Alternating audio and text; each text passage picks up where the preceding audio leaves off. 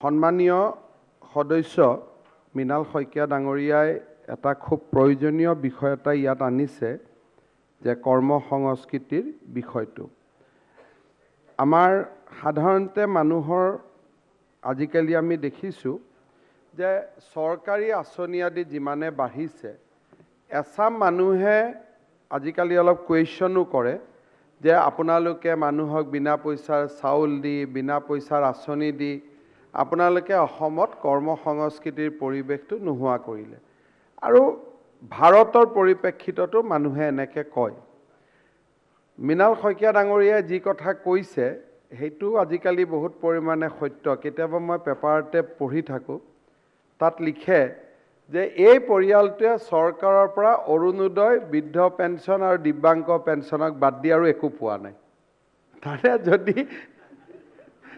অৰুণোদয় পালে 1000 টকা বৃদ্ধ পেঞ্চনো পালে 250 টকা দিব্যাংগও পালে 1000 টকা 2300 টকাটো কাম নকৰাকৈ পালোঁ কিন্তু ইমান ধুনীয়াকৈ শব্দটো লিখে সাধাৰণ মানুহ এজনে পঢ়ি এনেকুৱা লাগিব যে হয় বেচেৰাকটো চৰকাৰে একোৱেই দিয়া নাই এতিয়া গোটেই কথাটো হ'ল যে আমাৰ অসমত এটা ডাঙৰ সমস্যা হৈছে যোৱা কেইদিনমান আগতে অতুল বৰা ডাঙৰীয়াই মোৰ ওচৰত লৈ আহিছিল আমাৰ কিছুমান উদীয়মান যুৱকক তেওঁলোকে গাহৰি উৎপাদন কৰে এতিয়া তেওঁলোকে মোক ক'লে যে বাহিৰৰ পৰা অহা গাহৰিটো বন্ধ কৰিব লাগে মই বুজি আছোঁ কাৰণ সেইটো বন্ধ কৰিলে ইয়াত গাহৰিৰ দামটো বাঢ়িব কিন্তু কনজিউমাৰখিনি আকৌ ক'ব যে আমাৰ গাহৰিৰ দামটো আমাৰ ইয়াত বাঢ়ি গ'ল যেতিয়া আমি মূল্য বৃদ্ধিৰ কথা কওঁ খেতিয়কখিনিয়ে দাম বাঢ়িলে ভাল পায় উপভোক্তাখিনিয়ে দাম বাঢ়িলে বেয়া পায় এটা সামঞ্জস্যৰ কথা থাকে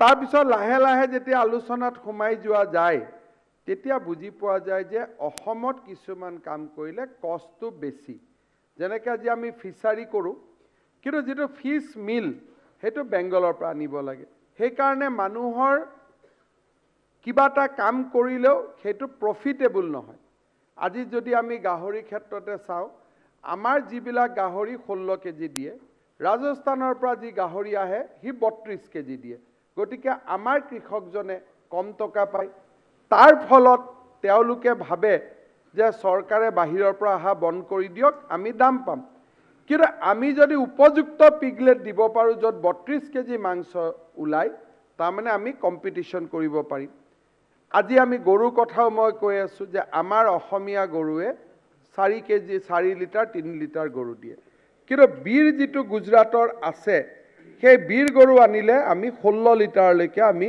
গাখীৰ পাব পাৰোঁ প্ৰশ্নটো হৈছে যে এটাটো কৰ্মবিমুখতা আছে আৰু এটা অসুবিধা হৈছে কি যে আমাৰ লৰাই কাম কৰিও উপযুক্ত মূল্য নোপোৱাৰ কাৰণেও মানুহবিলাকে লাহে লাহে ভাবে যে চাকৰি কৰোঁ হোৱাইট কালাৰ জব কৰোঁ এসময়ত আমাৰ মানুহে খুব কষ্ট কৰি ইয়াতে মিয়া মুছলমান হওক বংগীয় মুছলমানৰ হওক কথা আহিছে কিন্তু আমাৰ উজনিত কিন্তু চাহ বাগানবিলাক গোটেই আমাৰ অসমীয়া ল'ৰা ছোৱালীয়ে কৰিছিলে আৰু তাৰ শ্ৰমিকো চাহ বাগিচাৰ শ্ৰমিকে কৰিছিল বেলেগৰ পৰা যোৱা নাই লাহে লাহে যেতিয়া পাতৰ দাম নোপোৱা হ'ল মানুহবিলাকৰ মনবিলাক ভাঙি যোৱা আৰম্ভ হ'ল এতিয়া নতুনকৈ আমাৰ মানুহে অগৰ গছ লগাইছে সিৰাজুদ্দিন আজমল চাহেবে জানে তেওঁ এতিয়া নাই যে আকৌ তাত আকৌ ফৰেষ্ট ডিপাৰ্টমেণ্টে কৈছে গছত মোৰ গছৰ কেম্পাছৰ ভিতৰতো অগৰ গছ লগালে মই কাটিব নোৱাৰোঁ তো আমাৰ যিবিলাক পাৰিপাৰ্শ্বিক যি পৰিৱেশ আছে তাত আমি কিছু কাম কৰিবলগীয়া আছে আজি যদি আপোনালোকে চাই পাঠশালাত আমাৰ ৰঞ্জিত দাস ডাঙৰীয়াৰ সমষ্টিত আমাৰ থলুৱা মানুহে দুগ্ধ বিপ্লৱ এটা গঢ়ি তুলিছে আজি উজনিত আমাৰ হাজাৰ হাজাৰ থলুৱা যুৱকে ক্ষুদ্ৰ চাহ খেতি গঢ়ি তুলিছে গতিকে মই ভাবোঁ যে অকণমান যদি এনাবেলিং এটমছফেয়াৰ এটা যদি আমি বনাব পাৰোঁ আমি সফল হ'ব পাৰিম এটা ষ্টেজ আহিলে মই মৃণাল শইকীয়া ডাঙৰীয়াৰ লগত এগ্ৰী কৰোঁ যে অসমীয়া ডেকা ল'ৰাসকলে আমি আন্দোলন কৰিবলগীয়া হ'ল প্ৰডাকশ্যনৰ লগত আমাৰ সম্পৰ্কটো নোহোৱা হৈ গ'ল আলফা আন্দোলন আহিলে বিভিন্ন সময়ত আন ধৰণৰ আন্দোলন আহিলে আমাৰ গোটেই চিন্তাধাৰাটোৱে বদলি গ'ল চৰকাৰ আহিলে চৰকাৰবিলাকে ভাবে যে এইটো আঁচনি দিলে আমাৰ অন্তত সমাজখন শান্তি হৈ থাকিব কষ্ট অফ পিচ হিচাপেও বহুত আঁচনি গ'ল, যিটো প্ৰডাকশ্যন লিংকেজ নহয়, যে শান্তিৰ কাৰণে ইনভেষ্টমেণ্টটো আমি কৰোঁ, nothing to do with production. লাহে লাহে আমি গিয়েৰডাল পৰিৱৰ্তন কৰিব লাগিব। আজি বহুত মানুহৰ মনত এটা ধাৰণা আছে যে আমাৰ মানুহে কাম নকৰে। এসময়ত আমাৰ মানুহখিনিয়ে নলবাৰী আদিত মই দেখিছিলোঁ খুব কষ্ট কৰিছিলে। যেতিয়া বানপানী আহে, খেতিৰ মাটি গুচি যায়, সাৰুৱা মাটিখিনি চৰত যেনেকৈ সাৰুৱা মাটিৰ ওপৰত তেওঁলোক আছে, আমাৰ মানুহখিনিৰ সেই সাৰুৱা মাটিৰ ওপৰত আমি নাই।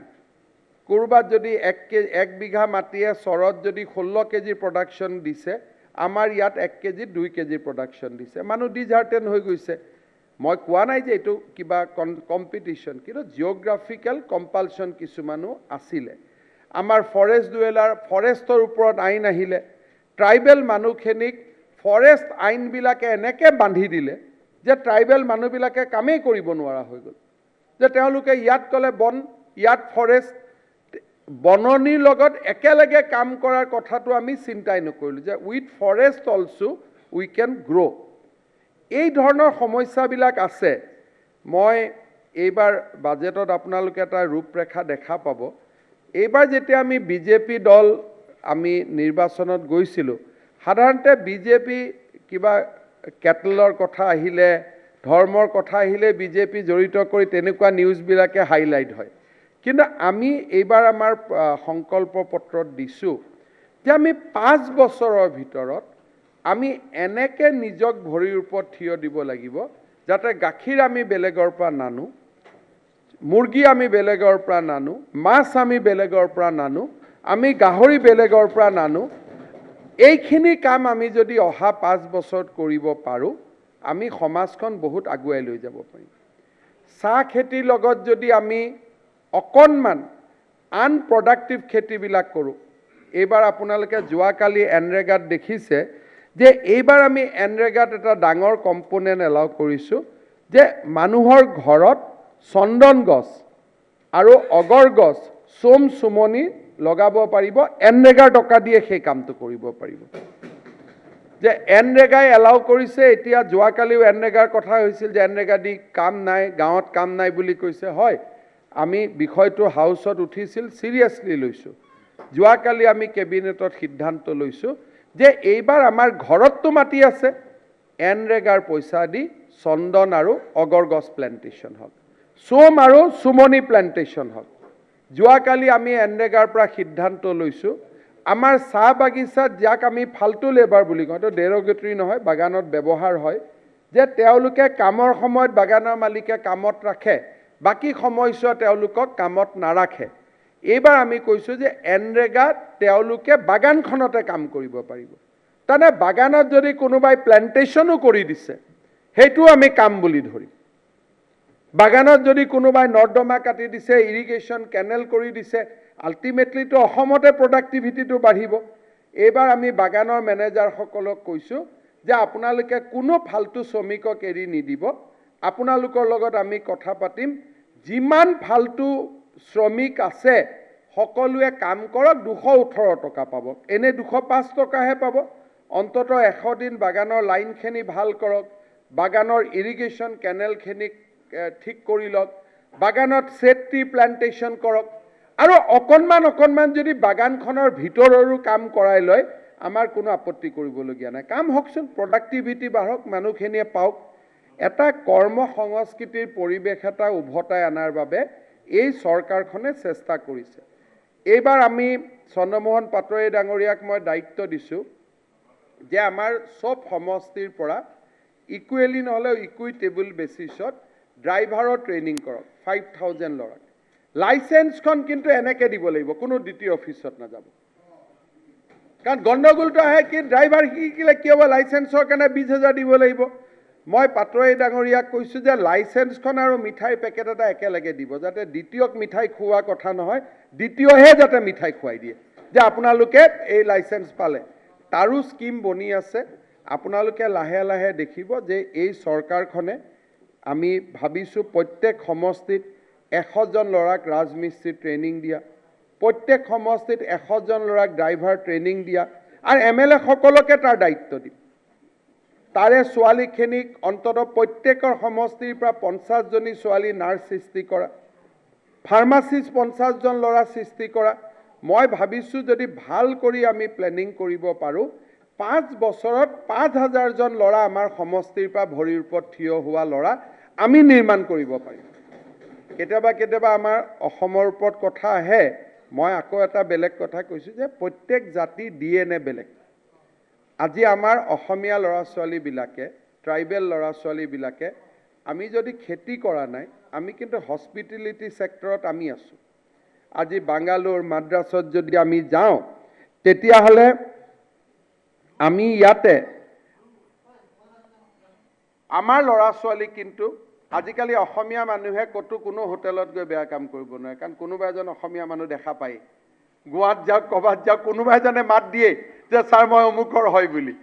কোনো যাব নোৱাৰে বোলে, কিবা এটা কাৰণত যাব খুজিছোঁ, এক্সপ'জ, কোনো যাব নোৱাৰে। এনেকুৱা মই অলপ সহজ ভাষাত কৈছোঁ যে চব হোটেলতে অসমীয়া ল'ৰা ছোৱালী পাবই, চব হস্পিটেলৰ অসমীয়া ANM GNM ছোৱালী পাবই। তাৰমানে আমি যদি কিবা এটা ছেক্টৰত কৰা নাই, আন কিবা এটা ছেক্টৰত কিন্তু আমাৰ ল'ৰা ছোৱালীবিলাক আগুৱাইছে।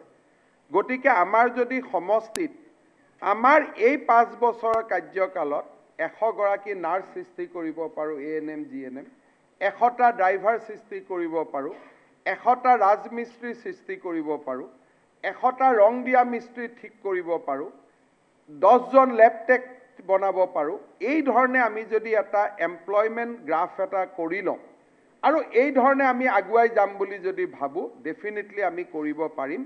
ইয়াৰ ওপৰত বাজেটত আপোনালোকে অলপমান কিবা এটা চিন্তা চৰ্চাৰ ৰিফ্লেকশ্যন এটা দেখিব।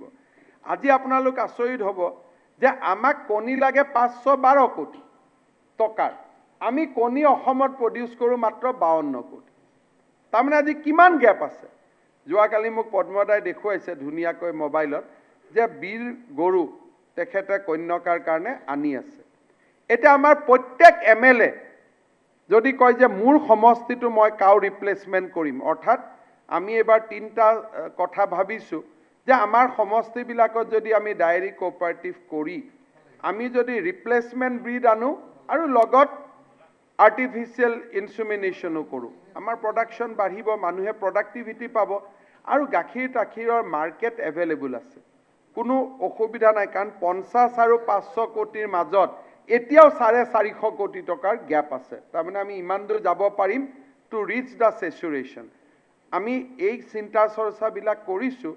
যোৱাকালি কেবিনেটত আমি কেইটামান গুৰুত্বপূৰ্ণ সিদ্ধান্ত লৈছোঁ। এটা হ'ল বিশেষকৈ যোৱা পৰহি ইয়াত এনৰেগাৰ কথাটো আলোচনা হৈছিল। এটা আমি সিদ্ধান্ত লৈছোঁ যে এনৰেগাৰ টকাৰে আপোনালোকে ৰাজহুৱা পুখুৰী নিৰ্মাণ কৰিব পাৰিব।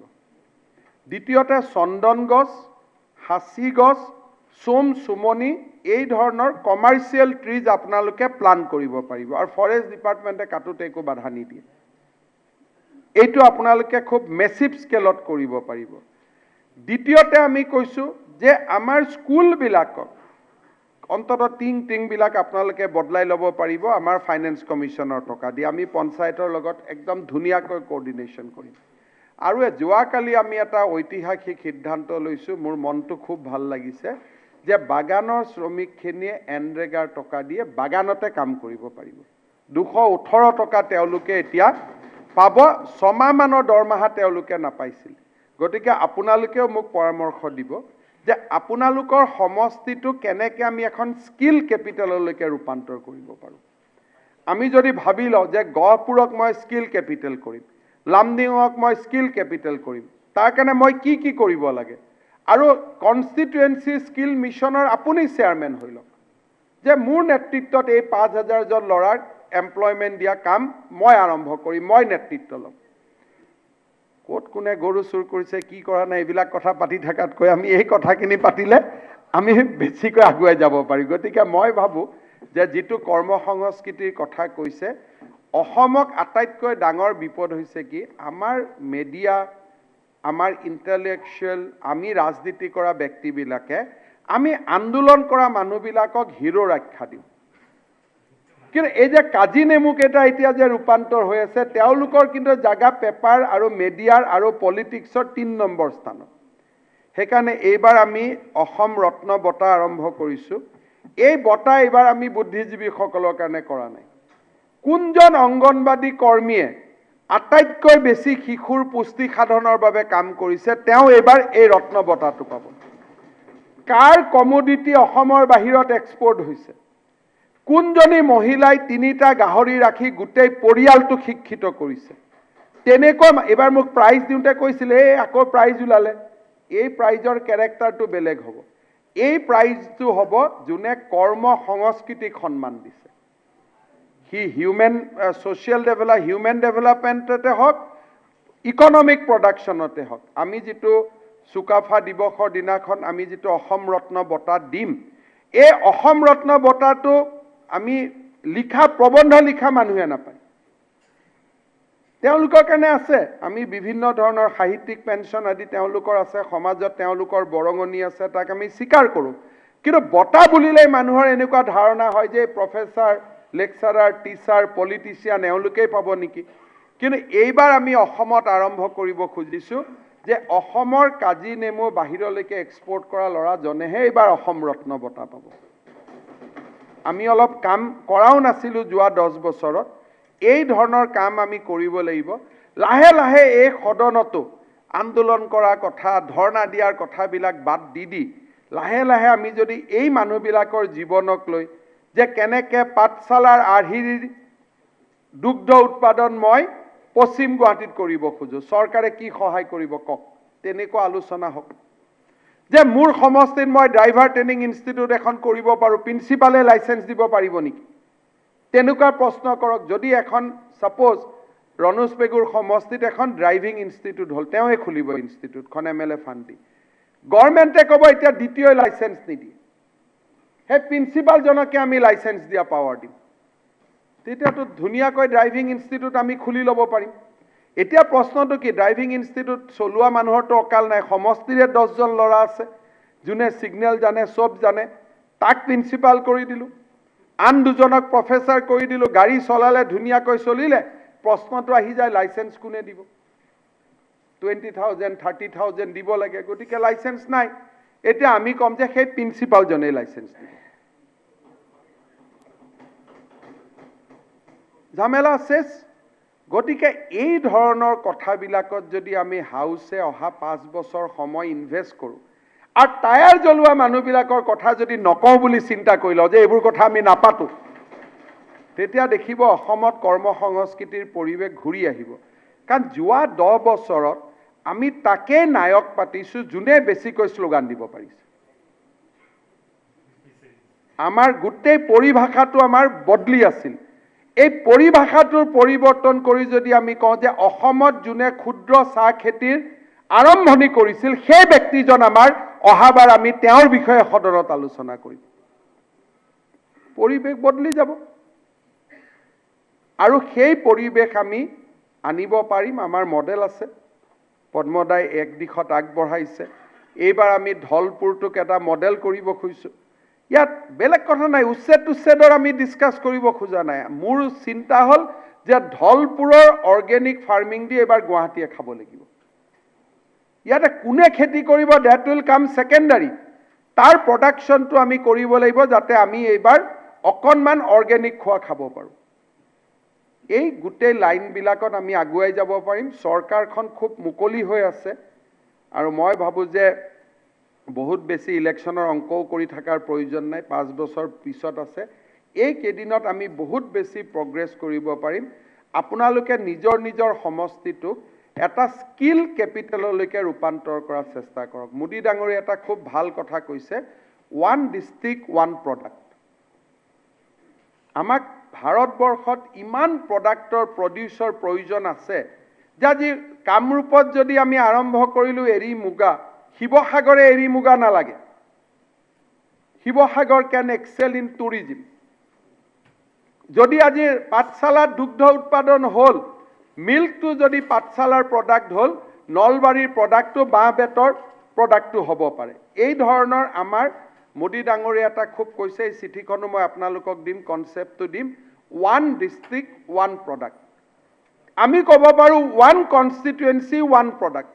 বা ওৱান কনষ্টিটুৱেঞ্চি টু প্ৰডাক্ট, এই দিশত যদি আমি আগুৱাই যাব পাৰোঁ, মই ভাবোঁ আমি সফল হ'ম। মই মৃণাল শইকীয়া ডাঙৰীয়াক ধন্যবাদ দিছোঁ, সন্মানীয় বিধায়ক, যে খুব ভাল টপিক এটা আনিছে। Without ill will to any one, আমি যদি পজিটিভলি কৰ্ম সংস্কৃতিৰ বিষয়টোক আগুৱাই লৈ যাওঁ, আমাৰো অলপ ভুল হৈ গ'ল। যোৱা সময়ছোৱাত কাম কৰা মানুহবিলাকৰ কথা আমি নাপাতিলোঁ, কেনেকৈ যিবিলাকে আচলতে কৰ্ম সংস্কৃতিৰ বিপৰীতে কাম কৰে তেওঁলোকৰ কথাই আমি পাতি থাকিলোঁ।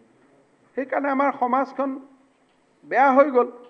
আজিকালি এনেকুৱা হৈ গ'ল যে চবতে চিম্বলিজিম। আজি কোনোবাত খেতি আমি নকৰোঁ, কিন্তু ট্ৰেক্টৰখনত 2 মিনিটৰ কাৰণে উঠি আমি হৈ গ'ল কৃষক হৈ গ'লোঁ। এইটোৰ পৰা লাভ নহয়। দিছ চিম্বলিজিম হেজ ন' ভেলু। চিম্বলিজিমৰ ওপৰত গৈ আমি কাম কৰিব লাগিব। উই হেভ টু ট্ৰেভেল বিয়ণ্ড চিম্বলিজিম, তেতিয়া আমি সফল হ'ব পাৰিম। বাজেটত মই অলপ চেষ্টা কৰিম, কিন্তু আপোনালোকৰ কোঅপাৰেশ্যন লাগিব, সমাজৰ কোঅপাৰেশ্যন লাগিব, আৰু 5 বছৰ কাম কৰিলে অসমখনৰ চেহেৰা আমি বদলাব পাৰিম, মই দৃঢ়তাৰে সৈতে বিশ্বাস কৰোঁ।